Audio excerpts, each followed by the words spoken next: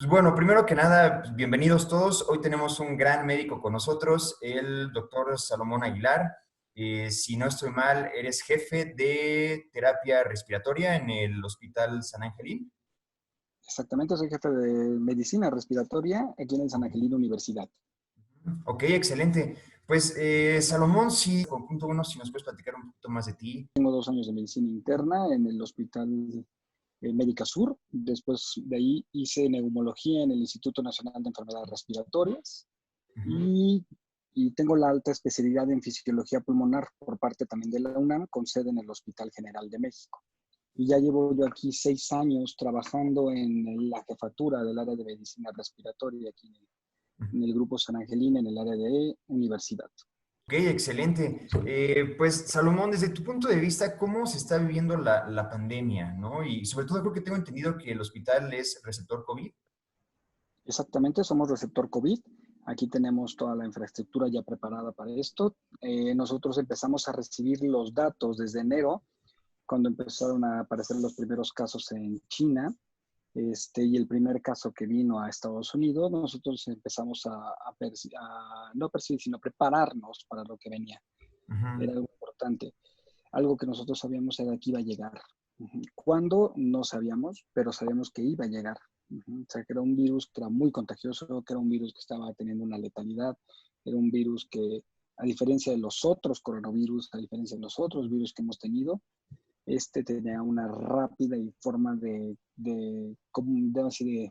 contagio, una forma muy fácil de contagiarse. Entonces, pues empezar a ver todo esto fue prepararnos, ¿no? Entonces, tanto es que ahorita somos hospital COVID como tal. Ok, ok. Como caso de hospital, ¿qué se está haciendo para evitar esos contagios? ¿O cómo se puede tener esa prevención? Ustedes que están como metidos, ¿no? He visto algunos videos últimamente, sobre todo de personas que están tanto en hospitales gobierno como en hospitales enfermeras que lloran y dicen que estamos preocupadas. O sea, ¿qué se hace para evitar esos contagios? Bien, hay medidas que están ya planteadas y hay recomendaciones que da la OMS que ya están escritas y que están como tal bien planteadas. Uno y el más principal de todos es lávate las manos. Ujú. El virus como tal, la forma como va a entrar es tanto en parte por aerosoles. ¿Qué significa aerosol?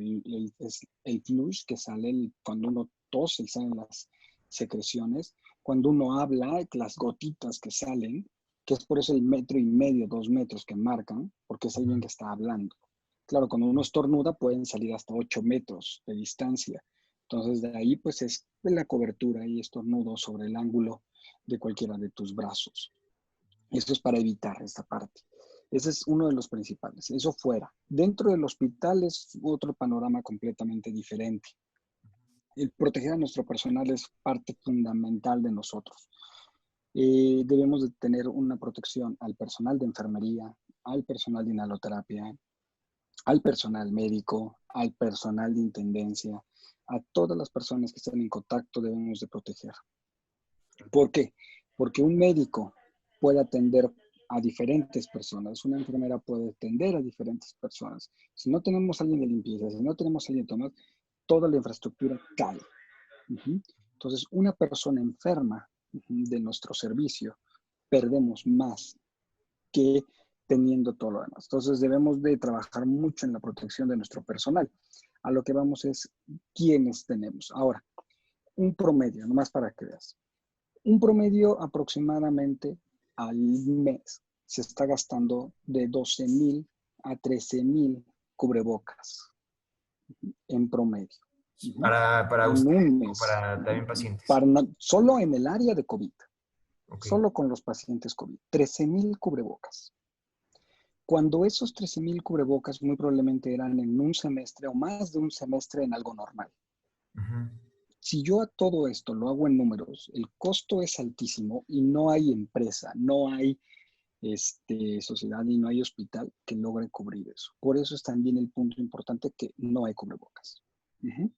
La gente dice, bueno, el cubrebocas en la calle, el cubrebocas, todos en cubrebocas. No va a haber.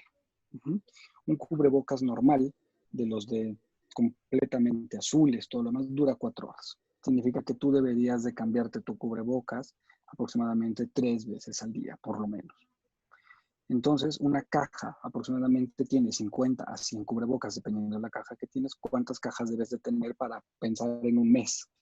Claro, Y eso multiplicado por todos los habitantes de la Ciudad de México, imposible tener eso.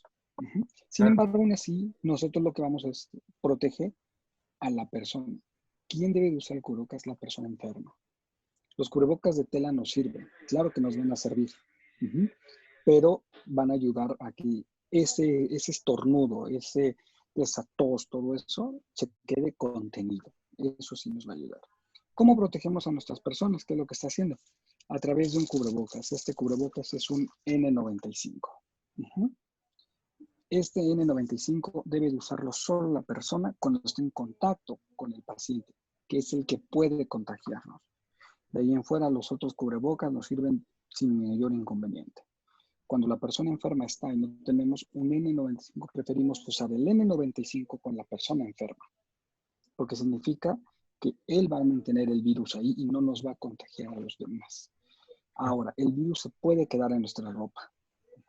De ahí que nosotros debemos de entrar bien cubiertos. Gorro, gogles, porque puede eso, ese estornudo, esas gotas y todo, entrar por nuestra parte ocular y contagiarnos Ujú.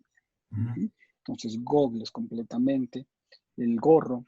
Usamos también aquí nosotros una pijama desechable, y además de la pijama desechable, una bata quirúrgica desechable. Ok. Guantes como tal, porque también esos guantes también se impregnan y se han de desechar. Eso solamente es para la protección de nosotros como personal médico.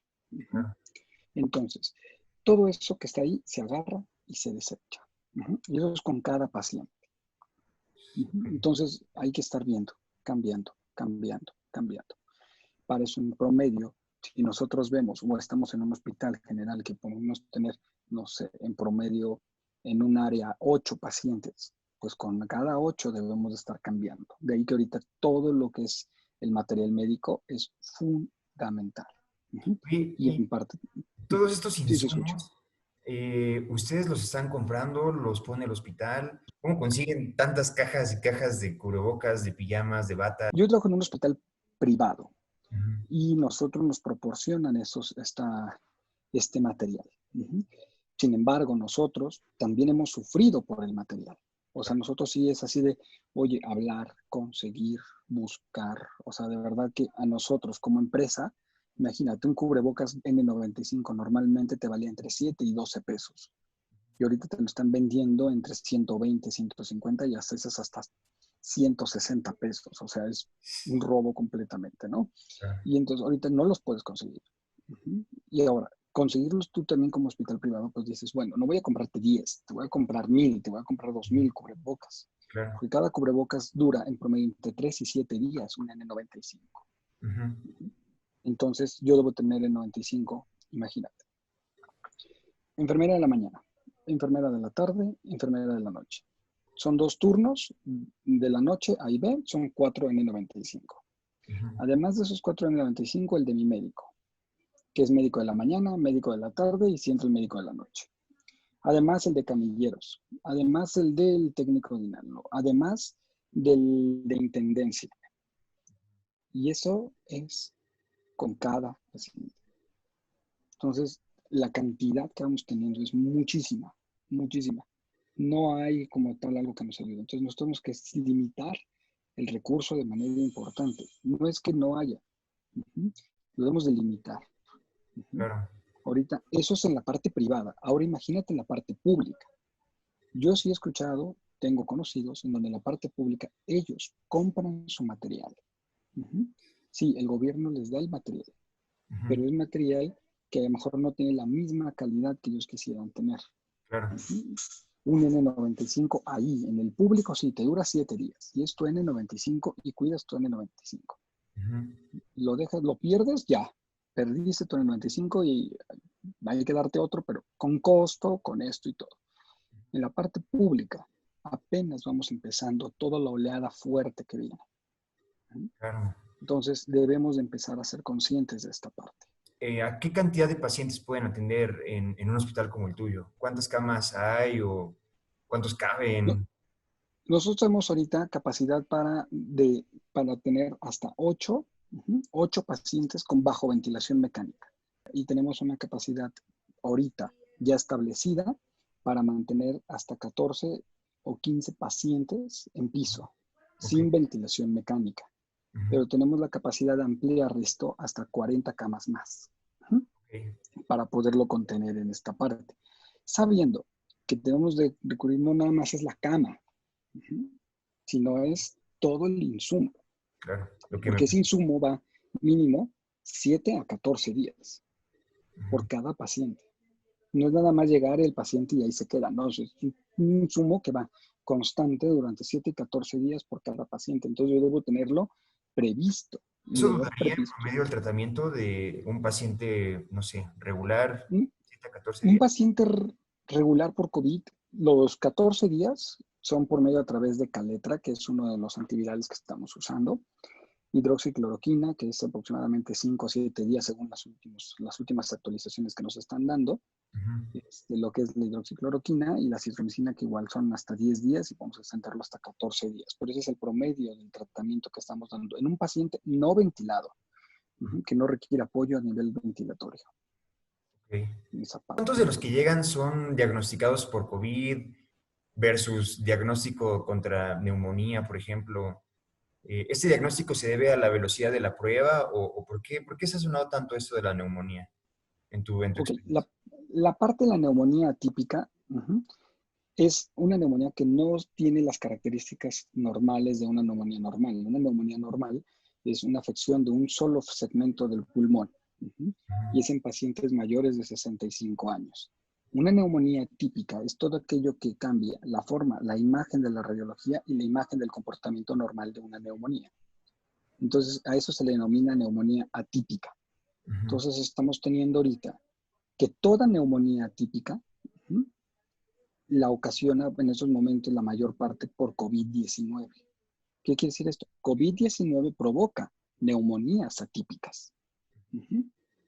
Ok. No todas las neumonías atípicas son por COVID-19, pero todos los COVID-19 se comportan como una neumonía atípica. Ahora, las pruebas. No hay en el país suficientes pruebas para hacerle pruebas a todo el mundo. Tenemos pruebas que son por PCR y otras pruebas que son a través de inmunoglobulinas, que son las pruebas rápidas. Como un ejemplo que yo les digo es un ejemplo para la prueba de VIH. La prueba que te hacen a ti, el piquetito, y te toman así y esperan aquí unos minutitos y te dice positivo o negativo, esa es a través de tus defensas, de tus inmunoglobulinas. Pero de ahí, cuando sales positivo en estas pruebas, te mandan a hacer el confirmatorio, que es a través de Western Blot y otros serie de procesos. Eso es lo que estamos viviendo ahora. Las pruebas rápidas que muchos laboratorios que no están certificados por el INDRE están haciendo este tipo de pruebas. Solamente miden tus anticuerpos. Y entonces, y además tiene una sensibilidad muy baja del 30%. Entonces, ¿qué quiere decir esto? Que dejamos mucha gente enferma sin diagnóstico. ¿Son buenas? ¿Baratas? No. O sea, son baratas, pero no son buenas. Entonces, tenemos que ir al PCR, que es la prueba, en donde lo único que hacemos es extraer de mi célula, de la célula como tal, extraen los fragmentos del RNA, del DNA. El virus es un RNA, entonces tenemos que buscar el RNA. El RNA se saca, se extrae, ya que se extrae, se pone en un aparato que amplifica ese RNA, lo multiplica, lo va ayudando a multiplicarse. De tal manera que si tienes el virus, el RNA se va a dividir y te vas a marcar como positivo. Tienes el virus y está activo el virus. Estas pruebas en promedio tardan entre hora y media y 2 horas en el equipo. Pueden correrse a lo mejor hasta 10 pruebas, se pueden correr hasta 40 pruebas en algunos equipos en un solo momento. El problema es cómo saco el RNA. Hay máquinas que se encargan de la extracción del RNA. Tú metes la célula, la máquina se encarga y saca la extracción. Es muy buena, saca hasta 10 fragmentos de RNA, todo bien. Sin embargo, si no tienes la máquina, tienes que extraerlo de manera manual, en donde el proceso dura en promedio 5 a 6 horas por cada muestra. Y los equipos como tal para tener y manejar el RNA no hay. O sea, no hay en el país, o sea, no hay muchos en el país. Va a ser De caro. inicio, y aparte caro, no hay, y aparte, uno de los problemas que tuvimos de inicio fue que ese equipo se hacía en Alemania. Y Alemania estaba en ese momento en el mayor auge de la crisis y no lo estaba haciendo. Y Ujú. no los iba a exportar, y no lo podíamos exportar, y no podíamos hacerlo. Entonces, pues obviamente eso limitó mucho de inicio esta parte. Ahorita ya están llegando nuevos equipos, ya están llegando nuevas extracciones, ya la mayoría ya están, ya laboratorios particulares ya están.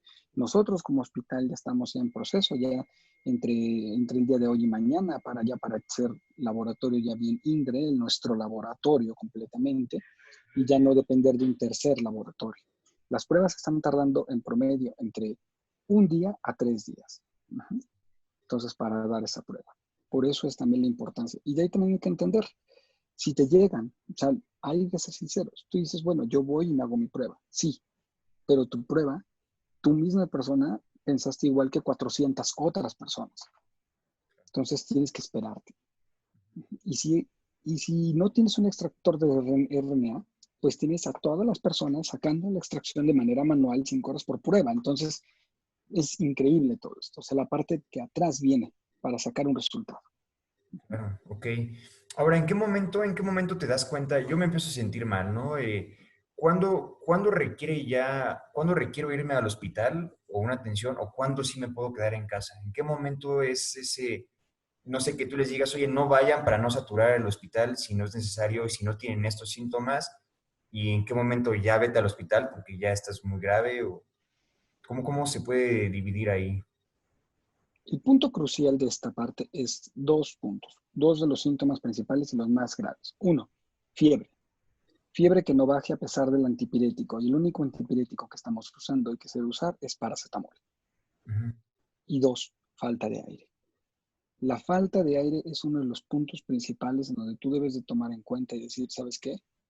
O sea, no es pensar, no, me voy al hospital ya. O sea, me está faltando el aire, me voy.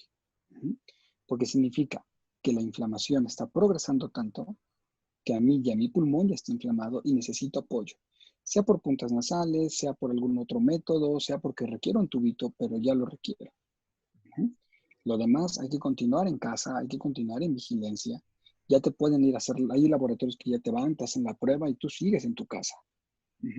Tú puedes seguir siendo positivo estando en tu casa, pero manteniendo esa parte. Ahora, hay grupos de riesgo en donde tú dices, a ver, tú no puedes estar en casa porque eres grupo de riesgo. Adultos mayores, arriba de 65, diabéticos, hipertensos, cardiópatas, a ver, yo sé que si tú te vas a casa te vas a poner mal por el puro factor de riesgo. A Claro, ti te interno, te vigilo, porque sé que te vas a poner mal. claro. En cambio, puede ser que el papá que está en esas condiciones lo interno y el hijo que también tiene COVID, a ese sí lo mando a casa y Ujú. que se aísle. Uh-huh. Oye, y esos casos, por ejemplo, hablando de ese ejemplo del papá y el papá sería pues el más caro, ¿no? Porque requiere una hospitalización. ¿Quiénes son los pacientes más caros o cuánto llega a costar, no sé, una hospitalización por COVID? La hospitalización por COVID ahorita está siendo cara. En el aspecto mucho de los insumos, dos, los medicamentos. Uh-huh. Y tres, pues bueno, la gran cantidad de insumos que estamos teniendo. Uh-huh. Este, Esto puede ser en promedio, en un paciente normal, sin complicaciones, puede ir de 40,000 hasta 70,000 pesos por día. Un paciente sin complicaciones. Ok, Un paciente total, una cuenta, ya en un paciente que puede tener complicaciones, puede ir desde 300,000 pesos hasta 800,000 pesos. Un paciente grave, adulto mayor, puede ir una cuenta hasta 1,000,000 de pesos. Hablando de un hospital de un recurso medio, medio alto. claro, claro. Si pensamos en hospitales de una mayor categoría, Se dispara. mencionar varios, pues obviamente el costo se incrementa. Claro. Hay seguros que te cubren, la mayoría ya están cubriendo este tipo de afecciones. Ujú, Y pues obviamente esto va a golpear a muchas de las poblaciones ujú. que estamos teniendo. Si esto revienta y se complica más, ¿qué medidas se podrían tomar? ¿Habría capacidad para poder atender a la población? ¿Qué medidas se toman si esto se complica? Hay diferentes medidas y estamos preparados para esa parte. No nada más esto, sino a nivel militar. Uh-huh. Si esto llegase a sobrepasar, que es lo que no queremos, por eso le decimos quédense en casa. Si el 70-90% de la población se queda en casa, el virus va a bajar y esa curva que nosotros esperamos va a bajar y va a ser más prolongada. A lo Ujú. mejor la gente dice, bueno, es que hoy está encerrado hasta junio. Sí, puede estar encerrado hasta junio, pero va a estar vivo en junio. Uh-huh. Claro. Y no estar peleando por un ventilador que no vamos a tener. Uh-huh. Ahorita el gobierno compró ventiladores, pero va a llegar hasta septiembre los ventiladores. Entonces, no vamos a tener. ¿Qué va a pasar? Cuando se empiece a saturar, que ya están saturados, o sea, no es algo nuevo, ya están saturados. Las instituciones públicas ya están saturadas. No es mentira. La gente que tenga esas dudas puede verlo. El INER, el nutrición, ya cardiología ya está viendo pacientes COVID. Cardiología ya está viendo pacientes COVID. Entonces, es increíble. Los hospitales del IMSS ya están sobrepasándose en esta parte. No es el punto, es decir, oye, ¿va a pasar? No, ya está pasando. Ya estamos sobrepasándonos. Uh-huh. Imagínate si no nos hubiéramos encerrado, lo que estaríamos viviendo. O sea, es algo muy, muy difícil de pensar, pero es real. Y sí, tiene razón, en parte tiene razón el gobierno en decir que hay zonas, sí, hay municipios donde el pico está muy alto y hay municipios donde no. Pero obviamente hay municipios donde hay pueblos de 10 personas, o sea, Claro. es un municipio ese pueblo, ¿no? Entonces, no podemos hablar de eso. Pero hablando de ciudades grandes, metrópolis donde se viaja en metro, donde se viaja donde el camión, todo, esas son zonas donde la exposición y la explosión que vamos a tener va a ser mucho mayor. Y vamos a tener que controlar.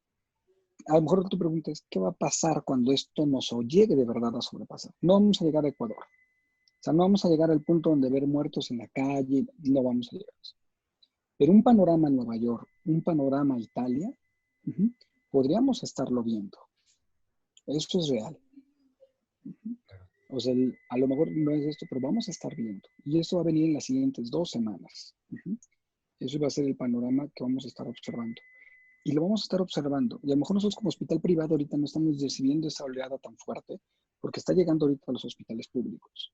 Pero por lo menos te puedo decir que ahorita, estas semanas, esta semana, ya en los últimos días de esta semana, ya están llegando aquí gente que es particular. Están llegando porque no encuentran ya lugares en los otros hospitales. Y terminan diciendo, oye, mi familiar lo necesito salvar. Y llegan aquí. Uh-huh.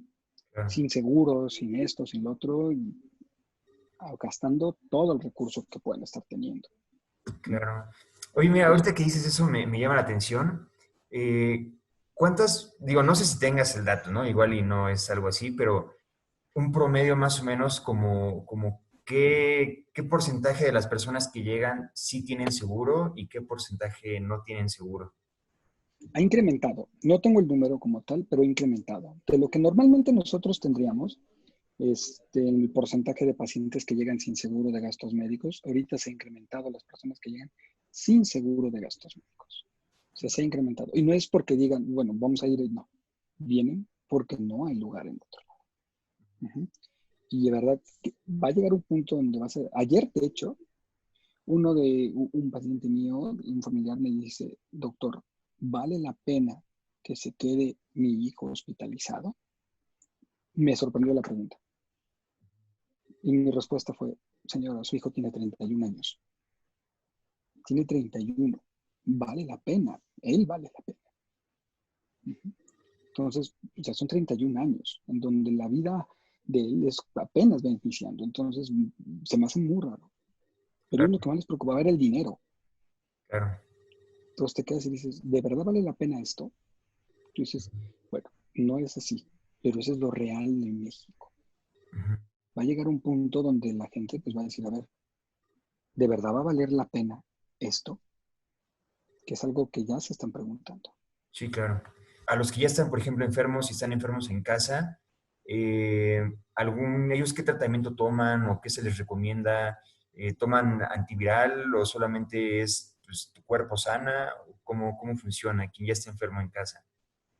Bien, el enfermo en casa hay que ver. Y hay guías que nos dicen, el manejo es con esto, con esto, con esto. Siempre deben ser valorados. Uh-huh. Siempre deben ser valorados y lo principal ahorita es lo sintomático. Uh-huh. Cuando ya el paciente no puede con los síntomas, fiebre, falta de aire, algún otro síntoma, diarreas, de todo esto, náusea, vómito, intolerancia a la vía oral, y es el momento en que tú tienes que ir al hospital, mientras solamente es sintomático. Porque aunque nosotros queramos darle tratamiento, no hay ahorita tampoco de esos tratamientos abiertos a la población. Estamos en mucho viviendo lo que pasó en el 2009 con la influenza cuando salió los Celtamivir. La gente iba a la farmacia, compraba Celtamivir, no hay Celtamivir. Y el único lugar donde había Celtamivir es en los hospitales. Entonces, vamos a llegar muy probablemente a eso. Entonces, ahorita, al paciente sano, al paciente que está estable, se le da solo sintomático. Ok, que sería el paracetamol. Paracetamol. Ok. Solo paracetamol. Y abundantes líquidos y los cuidados generales. Y de su aislamiento por 14 días. Ok. ¿El periodo de incubación del virus puede ser variable o es exactamente son 14 días? El periodo de incubación es de 4 a 14 días. ¿Qué quiere decir? Que del día 0 que estuviste en contacto con el virus, el día 4 puedes estar sin síntomas. Y tus síntomas empezar desde el día 4 hasta el día 14. ¿Qué quiere decir esto? Que puedes estar tú del 0 al 14 sin síntomas. Y te van a empezar la enfermedad. Cuando tú empiezas la enfermedad, son otros 14 días. O sea, no es nada más así de, ya acabé los 14 y me sentí mal el día 13, o sea, ya nomás me duró un día. No. Si te sentiste mal el 13, pues perdón, te quedas encerrado tus siguientes 14 días. Porque tú sigues siendo contagioso. El periodo de ventana depende mucho de la inmunidad de la persona y de cómo responde la persona. Ok, si suponemos que ya estás enfermo, ok, ya identifiqué que tengo síntomas, ya estoy enfermo o lo que sea, ¿cuánto tiempo me dura el COVID en el cuerpo? Se han visto 14 días en promedio, 14. Sin embargo, hay otros casos que se han visto hasta 40. Mucho depende de tu sistema inmune, mucho. Una persona diabética, una persona hipertensa, una persona que tiene alguna enfermedad, una comorbilidad, VIH, cáncer o alguna otra, su sistema inmune no va a responder igual. Por lo tanto, el virus puede durar muchísimo más tiempo que el de una persona normal. Y por eso también es importante. Okay. Al final, por eso dicen cuarentena, porque estamos viendo que en 40 días, los que enfermaron primero, los que enfermaron después y los últimos que están enfermando van a ser los que voy a tener el mayor conjunto en esos 40 días. Por eso es el término 40. Claro, ok. Pues mira, última, Salomón. De los pacientes que ustedes reciben, más o menos, o sea, igual si no, el número me imagino que no es exacto, pero bueno, ¿qué porcentaje viene por casos graves, o sea, que requieren ya internarse y qué porcentaje pues no es tan grave, ¿no? Allí sí, los porcentajes que estamos viendo de internamiento es aproximadamente el 20%. Hay gente que, de eso dependen mucho los criterios médicos. Habrá hospitales a lo mejor, o habrá médicos que digan, oye, ¿sabes qué? A ti sí te ingreso. Pero oye, no más tengo fiebre, no me falta el aire, no me siento mal, pero a ti te ingreso. Que pueden haber esos casos en los hospitales. Pero ojo, esa persona que tú estás ingresando en esos momentos, que a lo mejor no tenga criterios para ingresarlo de esta manera, que los hay, va a sumar al paciente hospitalizado en porcentaje, pero lo real es que no es necesariamente grave. Al grave es al que debemos de ingresar. Debemos ser muy precisos. Lo real es que la literatura y lo que estamos viendo y en México es que el grave es aproximadamente el 20% y que el que requiere una terapia intensiva es aproximadamente el 6-7%. Entonces, también tú debes de hacer un buen screening, porque si tú metes todo a tu hospital, es insumo que te va a gastar. Claro. Para cuando de verdad te llegue el paciente que requiere entrar dentro, no vas a tener material. Y por ejemplo, si llega una persona y dice, ok, siento, o tengo la sensación o siento que tengo los síntomas, ¿ustedes para recibirlo se preparan con toda esta, Claro, claro, con todo. aunque no lo... Mientras, aunque no lo tenga. ¿Por qué? Porque Yo no voy a saber si sí, si no. Caras vemos, virus no sabemos. Claro. Entonces, nosotros debemos estar bien protegidos ante todo momento. Ujú. Hay pacientes que uno ve, no tienen nada, vienen por otra cosa. O sea, imagínate, hay muchos que estamos viendo ahorita es que inician con diarrea o dicen síntomas digestivos. Vienen por diarrea, no vienen por la falta de aire. Y uno ve y cuando lo empiezas a explorar y todo, terminan con neumonía, terminan con afección. Y tú no te protegiste y ya estuviste expuesto. Ahorita en una pandemia es protegerse y proteger, y proteger a nosotros y a nuestro personal, que es lo más Incluso importante. entonces hospitales no receptores que estén tratando gente en esos momentos, los médicos deben de tener también, o sea, su Por las mínimas recomendaciones, cubrebocas y lavado de manos. Ujú. Ok. Ok, pues Salomón, muchísimas gracias por el testimonio. No sé, ¿hay algo tú que estás empapado y que lo estás viendo ahí todos los días de cara, algo que nos puedas recomendar extra adicional al quédate en casa, que a todo el mundo es quédate en casa, ¿no? No, chicos, hagan cosas diferentes. O sea, créanlos.